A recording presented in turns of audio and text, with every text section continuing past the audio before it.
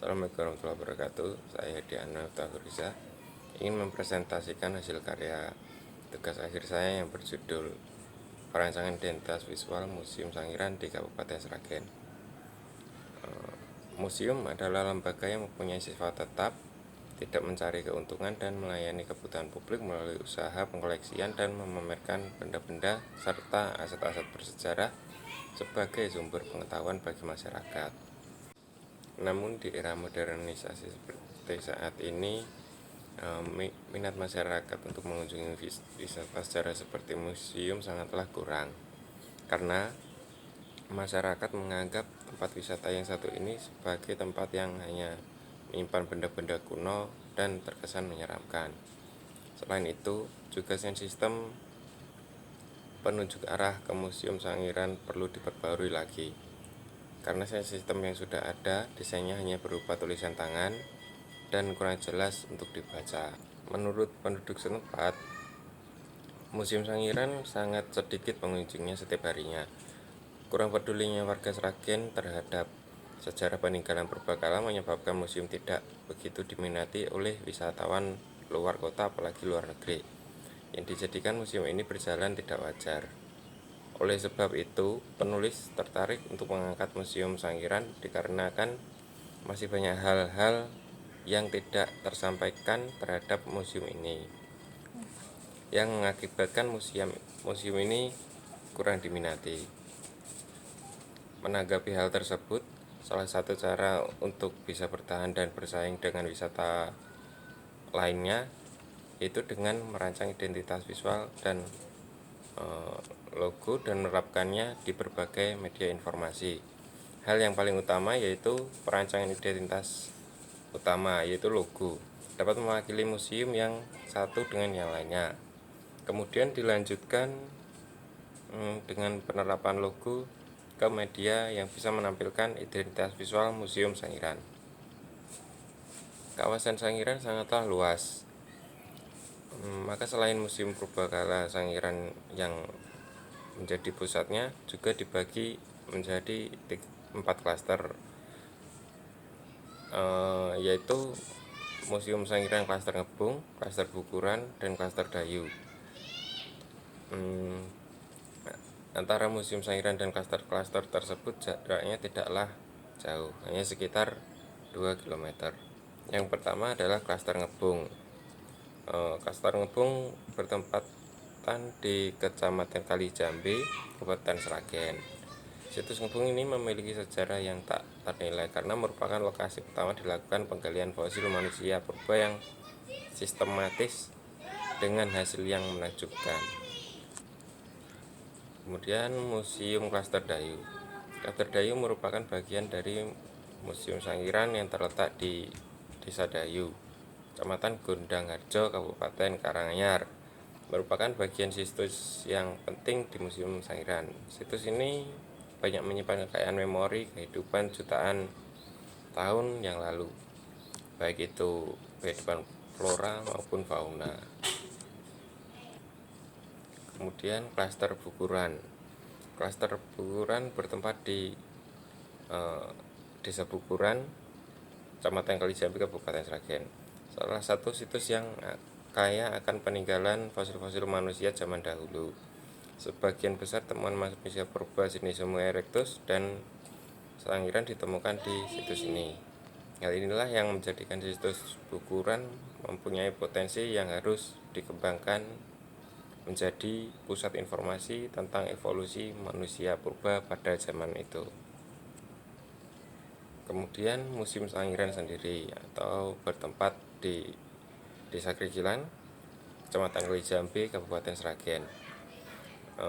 Klaster Krikilan atau klaster pusat yang disebut Museum Sangiran merupakan pusat informasi yang menjelaskan secara lengkap dan detail dan memberikan pengetahuan kepada para pengunjung mengenai Museum Sangiran. Kemudian analisa objek. Yang pertama adalah target audiens. Demografis umur 17 tahun sampai 35 tahun. Terus jenis kelamin laki-laki maupun perempuan. Pendidikan minimal SMP. Profesi pelajar, mahasiswa, pekerja, peneliti sejarah, ilmuwan. Kemudian geografis, segmentasi geografis untuk seluruh masyarakat Indonesia, khususnya masyarakat Sragen dan sekitarnya, seperti Kecamatan Masaran, Lupuh, Gemolong, Sumberlawang, dan Sidoarjo. Psikografis, yang pertama tingkah laku, menyukai perkembangan sejarah, gemar dengan unsur prasejarah, terbuka dengan informasi yang diterima, menyukai hal-hal penemuan masa lalu. Minat, mempunyai kepedulian terhadap sejarah yang mengandung unsur purbakala. Sikap dan opini, mempercayai bahwa di setiap daerah mempunyai keragaman sejarah yang berbeda, memiliki rasa ingin tahu tentang penemuan-penemuan purbakala terbaru, serta ingin melestarikan benda-benda peninggalan purbakala.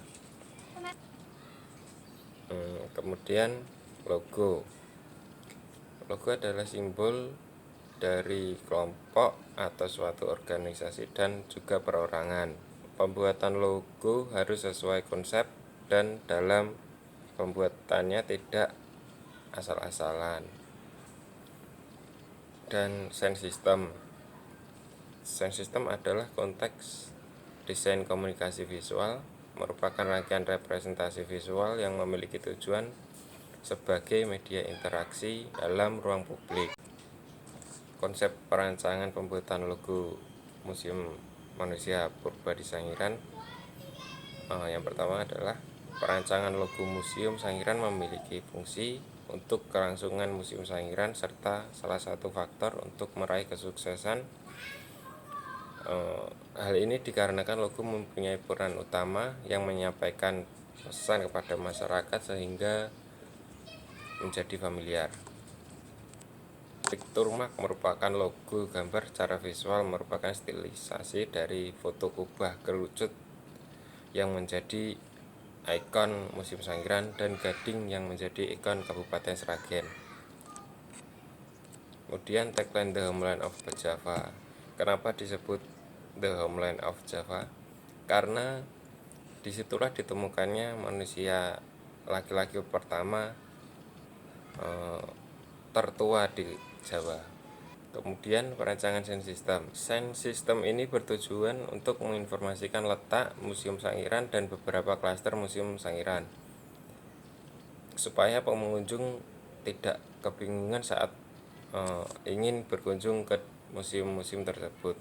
Perancangan sound system Museum Sangiran hanya berfokus kepada sound system penunjuk arah yang menuju ke klaster-klaster atau museum tersebut. Kemudian pemilihan warna. Warna yang dipilih untuk perancangan logo dan identitas visual Museum Sangiran yang pertama adalah warna coklat, kuning, dan silver. Warna coklat adalah warna tanah di daerah Museum Sangiran. Coklat juga memberikan kesan mahal dan eksklusif di dalam logo. Warna kuning menunjukkan kehormatan dan kesetiaan, dan warna silver atau abu-abu mewakili sejarah masa lampau. Dalam perancangan identitas visual Museum Sangiran, penulis akan memperhatikan segmen pasar, terutama posisi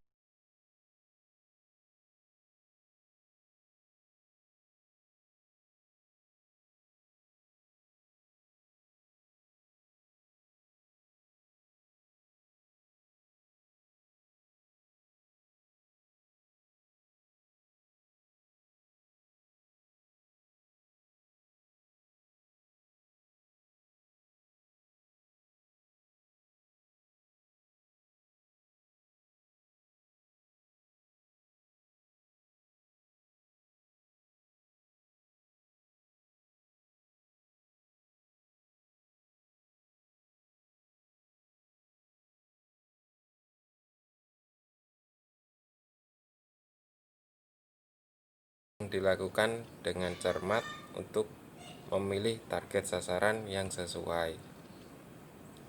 mengerti apa yang dibutuhkan konsumen, membangun identitas yang memiliki ciri khas tersendiri dengan mengambil data dan latar belakang Museum Sangiran berupa visualisasi yang menguatkan dengan bentuk-bentuk visual yang mudah diingat.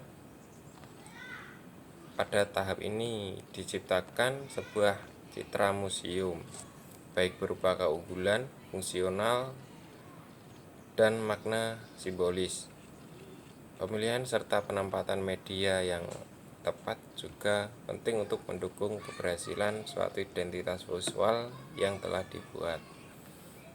Saran saya untuk pemerintah dan masyarakat Sragen, alangkah baiknya lebih memperhatikan sarana dan prasarana wisata Museum Sangiran supaya menambah minat masyarakat luas untuk berkunjung, serta pembenahan beberapa wilayah yang harus intensif sehingga pengunjung merasa nyaman untuk menikmati suasana di Museum Sangiran yang menyuguhkan berbagai koleksi yang unik di dalamnya. Sekian hasil presentasi perancangan identitas visual Museum Sangiran di Kabupaten Sragen. Jika ada salah kata, saya mohon maaf sebesar-besarnya.